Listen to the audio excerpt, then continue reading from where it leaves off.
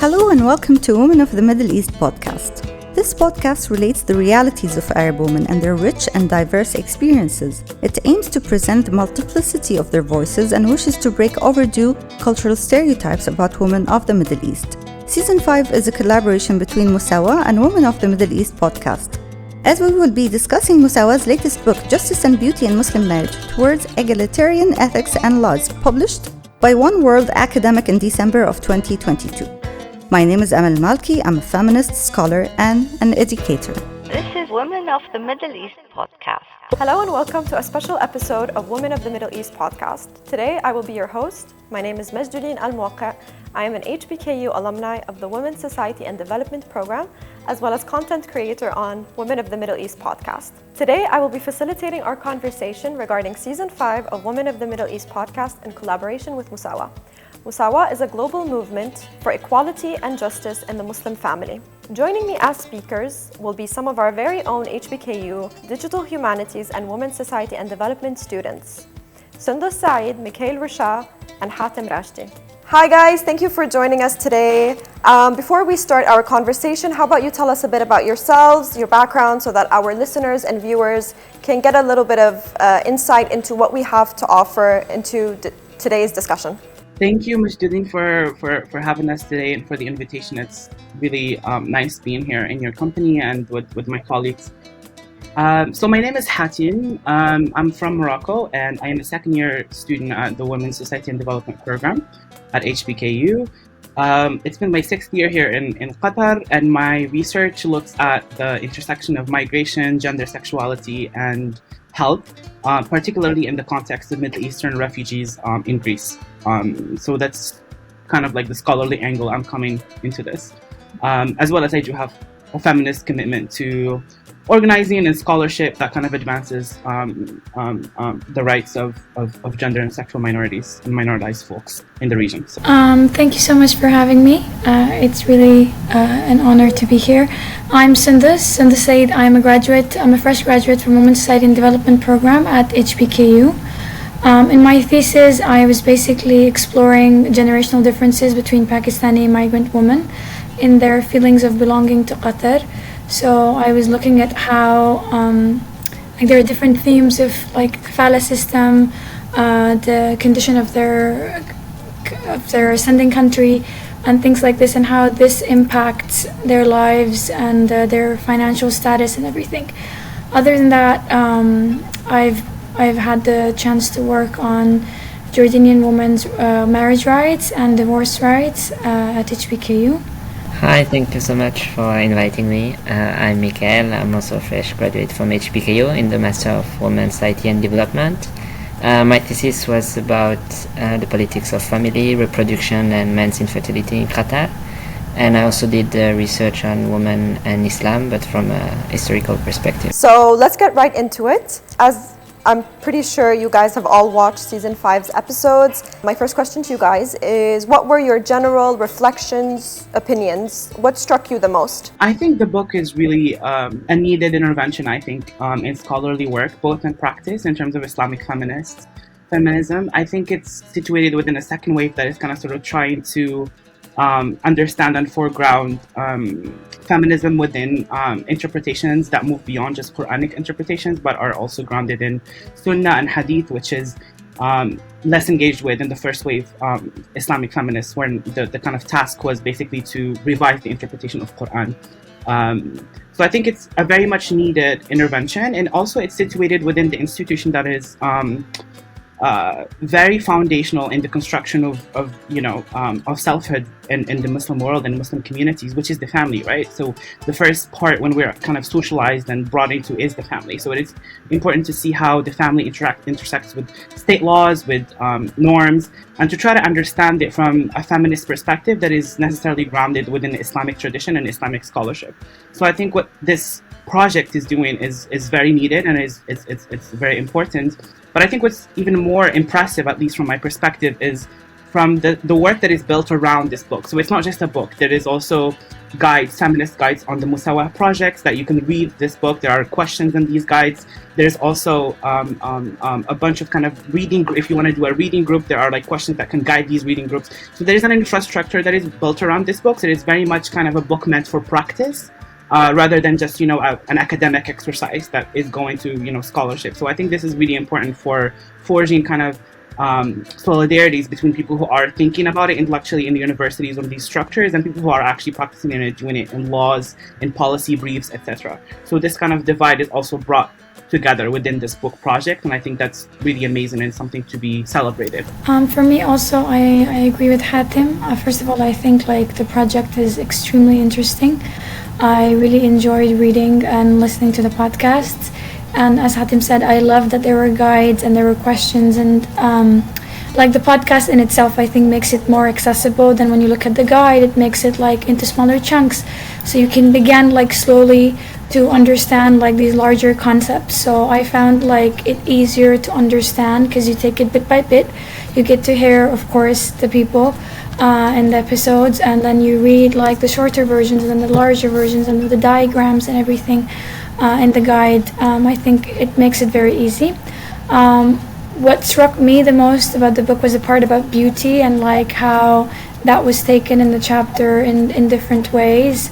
When we go on, I will talk about how much I love the part about spirituality, but I'll let Mikael speak. I really like that we heard from those who are usually excluded. Namely, there is a lot of women who contributed to the book. Muslim women, and I think usually we speak about Muslim women, but we don't hear them. Muslim women, there's a huge diversity inside this category. But so I find it very interesting the positionality of the authors of the book, and I was really struck by the how through the chapters some events or some facts which has been marginalized were put in the center to reflect on it and to offer an alternative to the hegemonic discourse, and I find it very important. It's building on these conversations. It's also that the book is not only a thematic contribution, so we just don't only hear from women with diverse backgrounds from how they interpret and understand, Muslim family and Muslim family laws, but also it's a methodological intervention. So we see a lot of chapters are giving us methods to interpret text, are giving us methods to make sense out of the Islamic text and the legal text in order to better our understandings and our interpretations of it that are foregrounded in Islamic ethics as well as feminist praxis. And I think that's also something to kind of mention. It's not just thematically but also methodologically. It is a huge contribution. Exactly. I think it's very important, as Mikhail touched on, is that we're centering, or the book is centering, women's experiences and lived realities as a lens to actually read the sacred texts and interpret them. And especially since historically women are marginalized, especially when it comes to studying Islam, the book, the Quran, anything related to Sharia, what it means, and I think that's huge. Women are taught to avoid these things and to rely on jurists' interpretations. And as such, we see even in the book that something super important is that these jurists are humans in the end. This is their interpretations based on what they've accumulated in knowledge and the cultural contexts they were living through. So it's not divine in itself. And I think that's something super important because we used to think, or we're brought up to think that, you cannot question these things. You take them as they are. Yes, correct. I really like that point, Majleen, that you're making, because I think the book makes this clear distinction, and I think Musawah as a project between fiqh and between sharia. So what's fiqh as the interpretation, that was kind of shaped by the 6th century Islamic jurists who were mostly men, and then who were interpreting the text through that lens, which is masculinity and masculinist in a sense. And that privileged a certain kind of view and perspective that then became hegemonic in interpreting Islamic orthodoxy, and that vastly ignores the experiences and the lives of women. And I think this is also where, for example, things like feminism and feminist interpretations of that text allow us to see this constructiveness of it, and I think that's something valuable to me, as where you position yourself vis-a-vis the text is important to what comes out of it. And this is standpoint theory in two words, in a sense, that has been kind of predominantly in feminist understandings. What would your critiques be if you have any or had any? Yeah, so I think first, I would like to reiterate that I think this is an important project and this is something that should be grounded and should be kind of celebrated in many ways. And of course, as any other text or as any other kind of effort, there are some shortcomings that we can highlight. And I think one of the ones that was major to me, in a sense, was the understanding of texts or of Quran and Sharia and Sirah as the determinants of what Islamic or Muslim family life would look like. So I think, for example, more ethnographic approaches would show us that it's actually not as straightforward as it is. So it's not just exactly a change in laws or a change in policy would necessarily translate to the way that people live and practice family. And I think there's a huge diversity in the way that people live and practice family in the Muslim world, or whatever you want to call it, Muslim majority societies, that we can gain some, anthropological insight from. Like, there are studies that showcasing how women navigate within these constraints, these legal constraints that are highlighted by the Musawah project, in ways that also still important to kind of mention.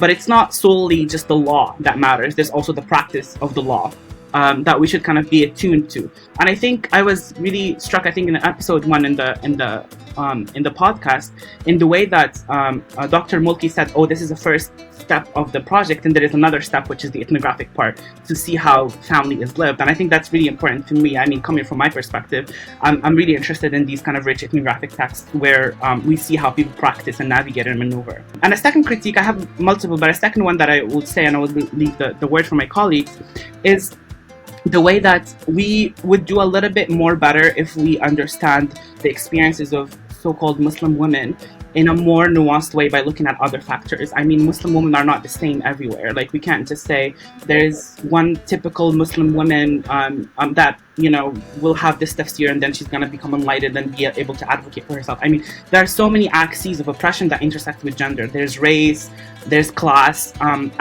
I wish there was a little bit more attunement to these axes of oppression. I think there is particularly one chapter that I really appreciated. It's attunement to class, when they were talking about how to revisit the marriage of Prophet Muhammad sallallahu alaihi wasallam and Khadija as a way to understand these dynamics through class structure and class struggle. And I think if we do a little bit more to understand, blackness, to understand race, to understand class within the context of Muslim societies, especially within the particular moment, the political moment we're living in right now, we would have a richer and more nuanced understanding of these experiences that go beyond just an interpretation of a text that can be, feminist, because that can mean multiple things to multiple people across, the spectrum. So I think it's important to also consider that as well. But I think this is the first step in a larger kind of discussion that might engulf all of these kind of aspects. I agree with Hatem once again. I think in the first podcast that she mentions that they will do research, which is very exciting. And my country is one of those countries, and I would love to read that research. I had the chance to work on a project with one of our professors where I was looking at marriage and divorce laws and how marriage would look like for somebody marrying internationally, and like how you're kind of stuck between these two laws and which one will be upheld and which will not be upheld, and how that has to do with your gender and how that has to do with your religion. And so I think definitely this book is very, very interesting, but this is definitely the first step, and we need to do research in very specific cases to see how different outcomes come out of these intersections between your nationality, race, and what court you use, like civil court or Islamic court. Moreover, I was also thinking about how, as Hatim said, Muslims are not the same everywhere. So I was thinking of different sects again, that how there are different sects and they follow different interpretations and different understandings. So definitely, we can take this book as a basis to think more, but we need to also look at people coming from different backgrounds and different sects to see how they're interpreting the same thing. I agree with them, and yes, the book was really centered on the Islamic part, but I think to achieve egalitarian marriage, we also have to look at the political system, at the economic system, which will not, I think, render possible the marriage to be equal just by changing the religious interpretation. I think the change has to be more deep, and there is political pressure, there is economic pressure who will kind of renew and re-enhance these gendered roles and expectations. So yeah, as my colleagues were saying, I think it's the first step of a biggest project. I agree with you guys, even touching on your points, when we're talking about how it's not only the legal system we should be looking at and not only laws, it's also lived practices and norms. Because, for example, I was thinking about marriage, how legally you're supposed to write, your conditions in a marriage contract. But oftentimes I've heard and I've seen a lot of people, because of culturally what it portrays, it is frowned upon in a way, because they would say, oh, why do you want to start off your marriage this way? And you're making conditions, even though it is a woman's right to write these things down. And even if certain conditions are written into the contract, you succeed in doing that, then in practice, are those ever fulfilled or not? For example, if we just take the example of mahar, like you can write millions of mahar, but if it's never presented, because of norms and because of like what would people say, then we have to start questioning like the validity of the marriage. But then that conversation is never had, right? You can educate policymakers and lawmakers, and you can educate many people who are involved in certain processes that are part of the structure, but then does that structure actually translate to reality or no? That's definitely important to do research on that. I just want to build on that point to suggest that also at the level of policy change or legal change, I think it's important for sure. But I think there are also ways in which people have used these laws to create all sort of alternative ways to live in Muslim communities or Muslim majority countries that are necessarily built within like a certain elitist form of how do you fight oppression. Because like if you're a particular certain class, so the way you fight oppression is through laws and through going to the state, because you have that privileged access to the state. But when you don't have that privileged access to the state, then you have to find all sort of ways to actually configure how are you going to get justice or whatever you're trying to get out of it. And there is actually some scholarship or anthropological scholarship highlighting how, for example, in Egypt, women use these kind of contracts as patriarchal as we might think of them right now to actually navigate and actually kind of sort of negotiate better ways of living within these constraints that they live on, compared to other women who are more likely in a part of an elite class that see the state as as where they want to get justice from. So I think it's this idea of justice is really based on where your social position is and what are your capacities and what are your privileges, and etc. That we might really want to think it more contextually and locally about what it means to seek justice or what it means to actually have justice. Does that mean in this context seeking laws? Does this mean actually changing, working conditions or labor conditions? Does it mean actually changing some other configurations of power? So I think it's really interesting to be attuned to these issues rather than saying, we need like a blanket legal change and then we will hope that after this legal change, like after X or Y or Z amount of years, then we're going to see a more just and more equal marriage in Muslim societies. I think that's a fantasy that I would like to hold up into, but unfortunately that's not the reality of many people. So I think it's good to kind of critically question that as well. Hatem, go ahead. What other critiques would you like to pose? Let's bounce off that. Yeah, sure. I think I will want to hone in maybe back. Other people can also jump in maybe on the question of, for example, race, which I find really interesting. So in a chapter on the Islamic legal theory and ethics by Dr. Nerveen Rida, I think, as well as her discussion with Dr. Malki, I think it's really interesting to see how she sort of really kind of poignantly says that these earlier or quote-unquote traditionalist understanding of marriage in Islamic theology or in Islamic orthodoxy and legal theory are based on a slavery model, right? So it's based on this value exchange that you're, buying, technically it's a man buying a woman for, sexual pleasure, for reproduction, for etc., etc. And this is what it is based on, as her analysis and critique kind of pointedly shows. But I think we need to push it a little step further and say, what does it mean to actually reform family laws with something that is entangled with slavery?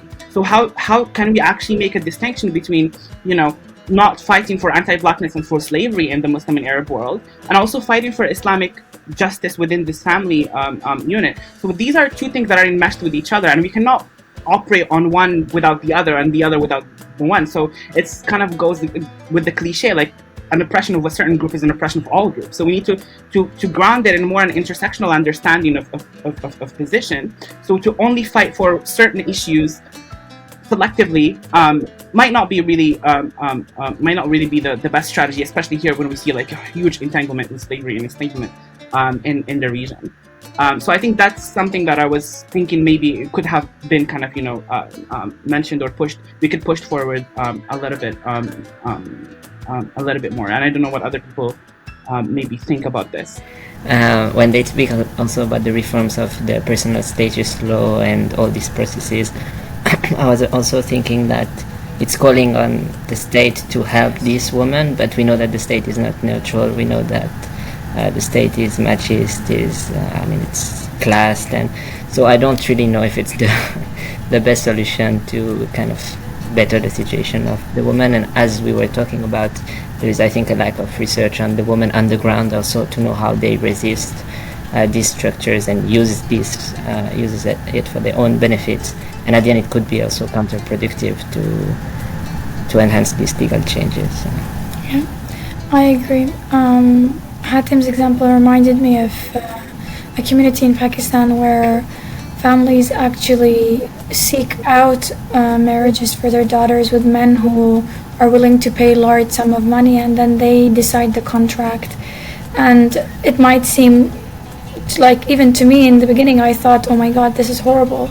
But then the more that I learned about it from a person up close, I realized that they're actually using this to their benefit, because their community was so underdeveloped, and they decided to use this marriage to kind of make the lives of their daughters better and to make their own lives better.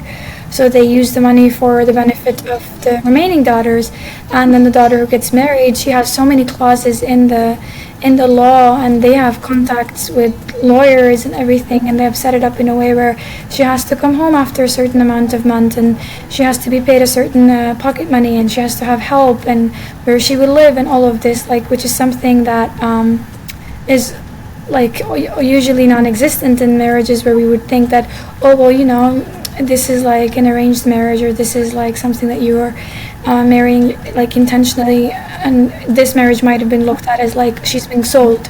But this woman is definitely maneuvering through the system, trying to make something happen because of her status, because of where she comes from, because of her background. Again, yes, context matters, especially in these matters, and as Hatem says, it's a way to navigate what you're currently working through. You cannot rely on the state, because sometimes, for example, in the case of Lebanon, the state, instead of being in charge of providing protection, safety for these women, ends up exploiting them, oppressing them even more, even though they are supposedly in charge of their safety. So for example, we still have a lot of laws in the region that we're still working towards removing, canceling out, such as, the laws that exonerate rapists by marrying their victims. It's still an ongoing struggle in a lot of countries. In Lebanon, they removed the main one, 522, but there's still articles attached to it that still allow it to function as if removing it did nothing. So it's still a continuous struggle. And as you said, the state is not always the go-to. Why are we always relying on the state? I think what you said, Majidin, is quite really interesting for me, as a lot of kind of feminist conversations have been about what do we do when we don't seek the state, or when do we seek the state and when we do not seek the state. But I think it's also, I love the conversation we're having, and I think maybe we should also ground it, this is a critique that I'm really invested in, but I think we should also ground it within this idea that Musawah and the book are actually working to reform. So they're not really working to kind of overthrow this family structure or overthrow these kind of structures. So in the most possible way we can do this and mainstream it, quote unquote, is through reform. And I think that's a tactic and a strategy that we should honor and celebrate, to be honest. But I think it's also limited, right? What we're working with is limited. We're not saying here, the family or this family formation is a violent, oppressive kind of configuration, and let's sit together and imagine other ways of being in the world. But what we're trying to say is, within the next couple of years, this is how it has been, and what can we do to reconfigure it a little bit so it's better. But I think what I'm trying to ask us is, it's better for who and it's better for what purposes. And I think this is when kind of grounded in these experiences of class, race, etc., etc. But I think that the point is, we're still working within this larger configuration of the state and the family, because that's what we have for now, at least with this. And I think it's important, as you said, to reiterate that no one is free until everyone is free. It's very important to be always intersectional in our approaches. The levels and accesses of oppression, they all matter. And circling back to the concept of hierarchy, especially given the situation of Muslim marriage and what it's portrayed or seen as this hierarchy, right? And one of the chapters, as we've touched upon, was how Prophet Muhammad and Khadija radiallahu anha, their marriage was the example we're trying to seek, right? To amplify, to foster in our own Muslim marriages, and how they touch upon a very important concept, especially nowadays, this masculinist analysis they employ, and how we're supposed to seek out this feminist definition of what masculinity means and what it should seek towards. And I think that's super important, because we see a lot of times these days this sort of toxic masculinity, what gets emphasized and what does not, what is seen as quote unquote weak and what is seen as strong and powerful. What did you guys think? I can jump in. Majuli, that was my favorite chapter of the book. I really, really enjoyed it. And I enjoyed it because of many levels. The first one is of the method that they're employing in that chapter. So they're employing this method called the history of the present by Foucault, which is trying to understand history not as this, these things that we write in books and these journeys and stuff like that, right? It's something that helps us read our present and helps us navigate our present. And they're bringing this example of the marriage between Prophet Muhammad, peace be upon him, and Khadija radiallahu anha, which is, we really think of as an ideal, as something we all cherish, but we really never dig into this example of what actually it tells us. And I think it's really smart the way that they're bringing that example and putting it in the nation-state context in Muslim-majority countries now. And we see how actually that marriage defies every single thing that exists that claims to be a part of Sharia, right? So Khadija radiallahu anha was older than the Prophet. She was more financially advanced. She was the employer of the Prophet. He was seeking her in multiple ways. He was also showing vulnerability. So we see through these examples how in any nation state you pick today in the Arab or Muslim world, this would not be possible. I mean, just the context of Morocco, this would be oh my God, no, the man needs to provide, and no, there should be a class differentiation. There should be a hierarchy in that marriage. When this example tells us actually let's hold on for a sec. It hasn't been all the time this way. Let's see this example as a pedagogical way to understand what is wrong with the systems today and what is wrong with our struggle today. And I think that was really eye-opening, because the figure of the Prophet Muhammad sallallahu alaihi wasallam as someone who embodies actually an anti-hegemonic masculinity that we think of right now, right? Showing vulnerability, showing emotions, relying on a female partner. All of these things now, it's oh my God, no, you cannot do this. This is not what a real man should be, right? So I think we have an example of healthy masculinity that we never actually invoke, because the interpretation of text has been masculinist in its way, right? And I think what's also interesting about this chapter is that they're also tracking how modernity as a Western project has impacted this understanding, right? It hasn't been that we also always understood man to be the provider and women to be at home. This is a very bourgeois model that emerges from a certain Western conception that has been impacted through colonialism, through cultural imperialism, that we have to really ground. So I think taking this example and seeing how powerful it is to show us the conditions of today, how they actually are not actually mirroring the Islamic tradition or the Islamic way of thinking back then is actually really mind-blowing for me. I was really, really happy with that chapter. And it was so grounded in that experience that I was oh, this is something we should rethink about, right? This figure that we have to think about in modern days. And I think that's the power of that chapter, at least for me. I mean, I agree. I really enjoyed that example. I liked how, and I think even in their podcast they were talking about it, about how they humanized the Prophet, how they showed him as somebody who was vulnerable, who could make mistakes, and again, like the dynamic of their relationship, how when he received their revelation, and Khadija was the one who was the smarter person at that time, who in that moment, like, who was trying to guide him through it, and he's supposed to be the prophet, but he wouldn't have been able to, like how they discuss how he wouldn't have been able to accept all of that if it wasn't for her helping her out. I definitely loved that example.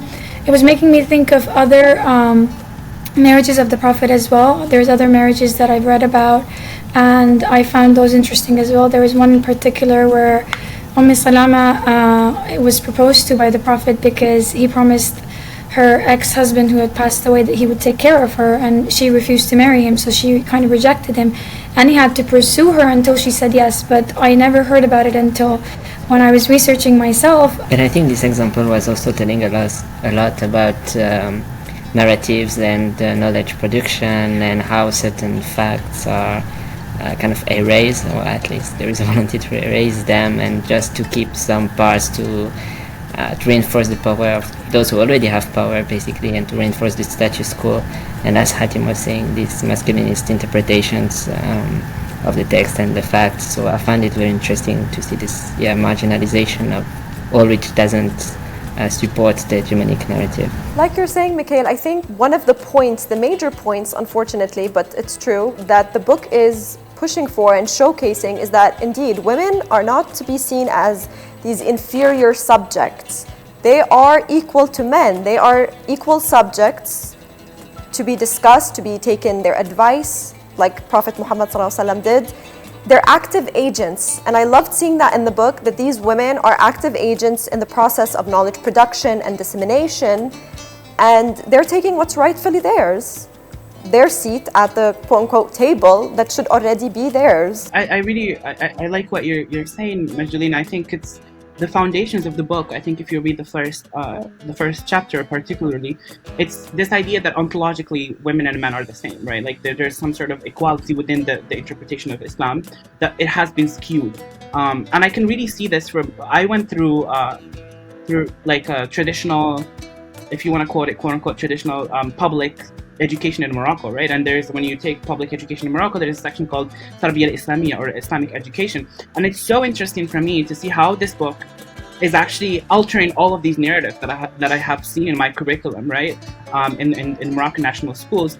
Even this idea of, how the Prophet, peace be upon him, was acting, and what that means, and what are certain erasures that I would call selective erasures. Like what you want to take out, you take out. What you want to put in, you put in. This way of constructing history and constructing narrative really tells us a lot about actually how this inequality is also based in the way that we have been taught, and the ways that we have been socialized. And if we take this book seriously, then it asks us as an invitation to revisit these concepts, to question these concepts, and to see what actually can be kind of altered in our perception in order to achieve that egalitarian or view, or what I think they called in the chapter something like, at least for men, as like feminist masculinity. I think that's the word they kind of used for it.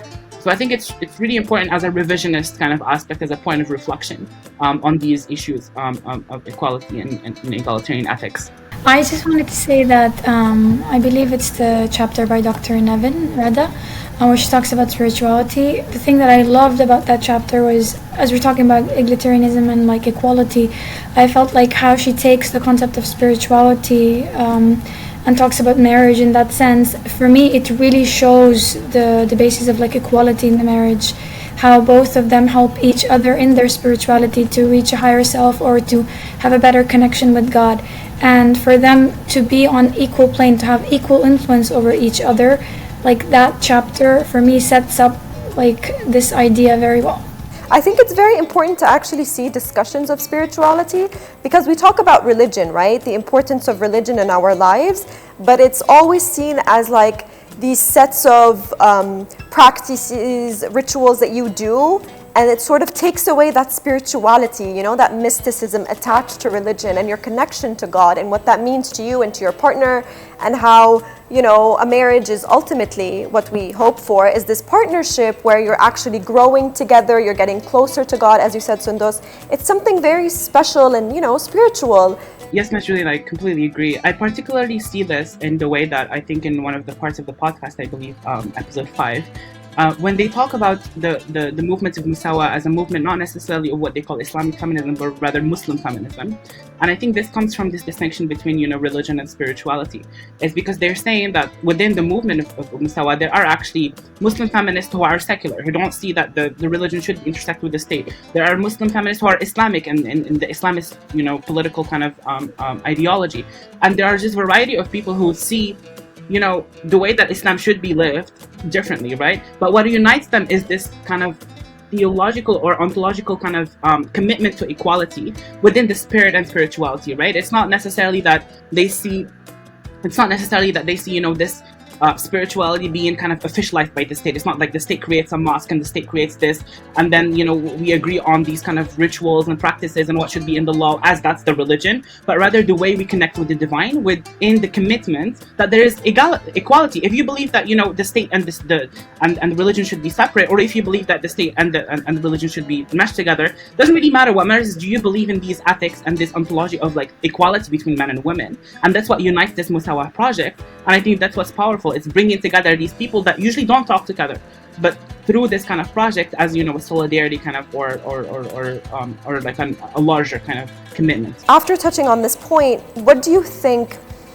needs to be done to mainstream these teachings of these books and these lessons to be able to actually enact tangible change, whether we say in the societal, the cultural, the legal realm?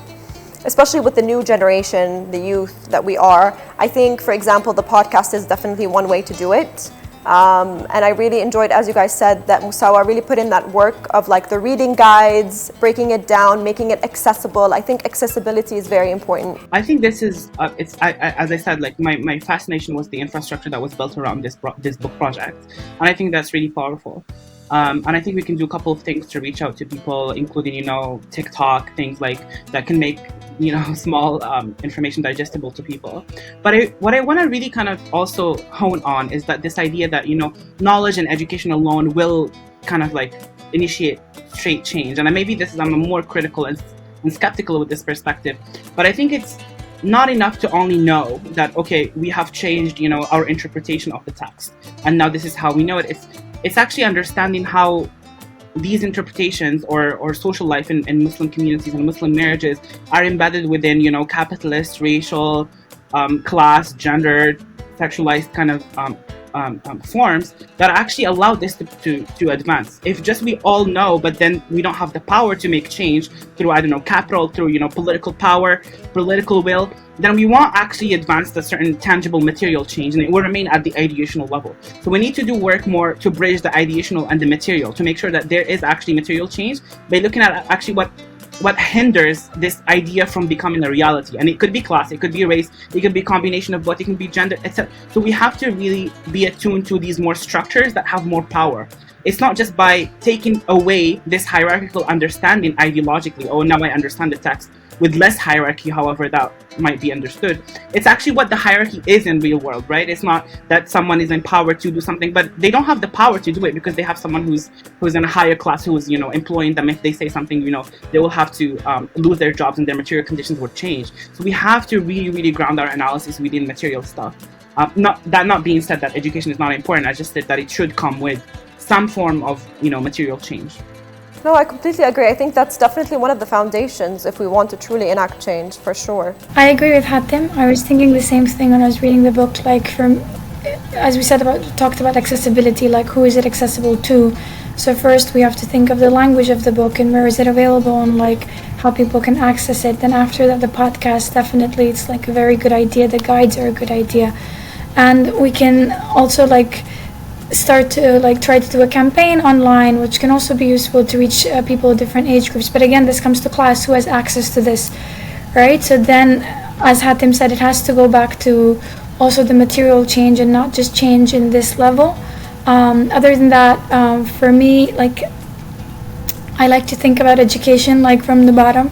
So I think if slowly this can permeate into storybooks of kids, it has to flow into these things where it's normal for you to read about women in Islam, about perspectives by women, and not just things written by men and things written by men scholars. So for me, like, these things are also very important because from a young age you set up certain schemas and that follow through with you in your life. It's a change in the material conditions, in the materiality, and how, I mean, if the law is changed but the judge is still a machist guy, I don't think it will change anything for this woman. And also to have an understanding about how these women live the reality, because doing the change can be counterproductive. So also understand how they live with that and how they navigate, how it's a strength but a weakness also. And so I think it's also the danger to come as a scholar, or I don't know, and to impose or to suggest some change while, I mean, underground things are happening. So also how do we know what is happening, how these women navigate, and all the diversity among Muslim women, if we call them Muslim women. So I think it's also important.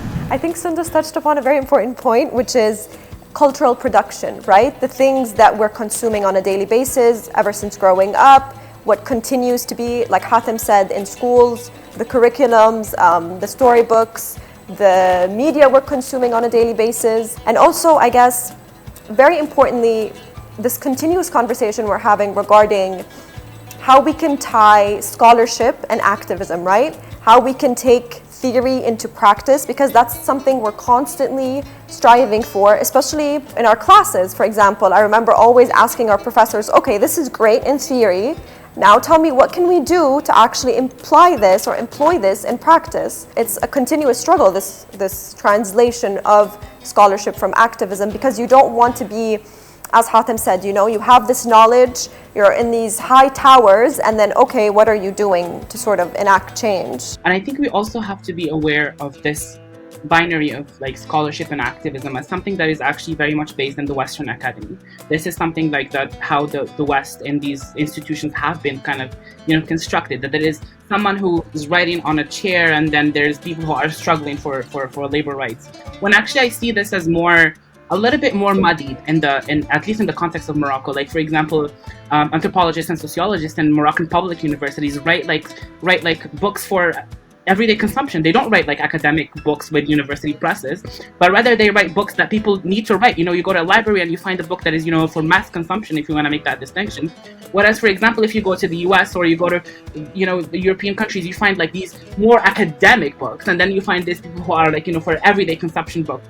So I think we need to be very wary about this idea, and also comes from this at least this idea that the scholar has money, is paid by the university, they don't have contacts with people, which is really not the case. For example, in Moroccan universities, people are struggling in public universities to make ends meet, and then they are actually a part of the labor unions, they are a part of other struggles. So it's inevitable that they're going to speak from inside the organizing and from inside the struggle, right? So I think we need to be more careful, and I think this is something I appreciated actually about the book, that there were people who were actually engaged in activism that were writing these chapters, and I thought that was something to honestly cherish and to look forward to. I was just going to say that I've personally used some of Musawah's reports whenever I couldn't find information. There was a chance Musawah had a report on something, including legal documents and texts that I couldn't find of my own country, using the help of my lawyer friend, and we couldn't find these documents, and then Musawah had a long report on it.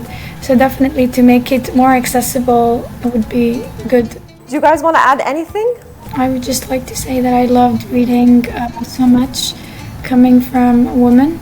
I really enjoyed it. I've personally dealt with minor issues in life that have to do with how do I deal with this religiously, and there's just stuff written by men who don't actually know what I'm going through, who will not experience what I'm going through, and they will write up 2 to 3 lines, and that's it. You have to follow this, end of story, and then there's no say on it from women. So something so small affects my life, and these are larger issues. So I personally really enjoyed reading from women. Yeah. I think one last thing I would want to say is I really kind of thank people who have contributed to this project for having such a thing out in the world. I think it's really great and important for all of us to kind of contend with. But I want to also say that when we see and we take all of and soak in all of this information, we also need to understand the way that we're enmeshed in these systems, right? Like the way that, I come to this work and I understand myself as also a part of like these larger systems, and how I can take away from this book's ways in which I can implement in my life. But also to not be afraid of change, A lot of people still hold and hang on to these ideas, what the book called like traditional ideas of Islamic family, because a lot of people are scared of uncertainty. You want like a figure to tell you exactly how it is going to be. And I think our generation, at least, is trying to embrace this idea of uncertainty in ways that I don't think we have seen before. And I hope that people take on this project and understand their own position and start to also question, how capitalism, how racial structures, how racial capitalism actually also impact the ways that we live our lives, and try to go beyond the deconstruction, of like, oh, there's like a man and there's a woman and there is this kind of rigid categories, to try to understand and be more flexible and open to a way that is like still values, equality and equality and justice, whatever that looks for people on different sides of the spectrum. So I hope people take it as a generative point, as a way to look forward, to think, to question, to navigate what they've been programmed. And one last example I will say is one of my friends always tells me is that we're like, if you think about us, it's like in a capitalist way, it's like we're all granted, the world is like this pre-made, prefigured iPhone. When you buy like an iPhone, you have these apps that have been installed, by the industry or like by like whatever the store that you come to. And after a certain years, you start saying, oh, this app is actually not useful for me, I'm gonna delete it. Oh, this app is something I need to reconfigure.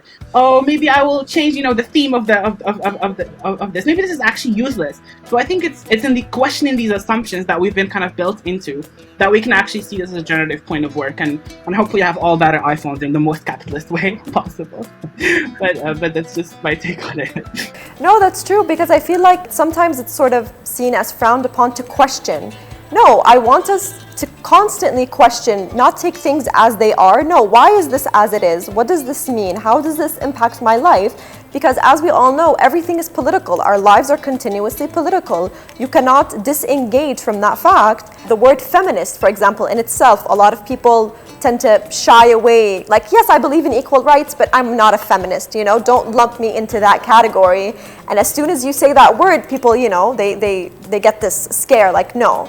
And you're constantly having to prove, like, oh no, being a feminist is a good thing, I promise. Like, we all identify as feminists. You're totally right, Majduddin, and I promise it's the last thing I'm going to say. Certainly there's this report that was put by Muslim jurists, so most of them are men.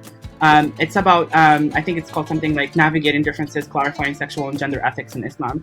And I really invite people, and this would be really harmful for gender and sexuality generally studies, because it's still a very mainstream orthodox interpretation of Islam.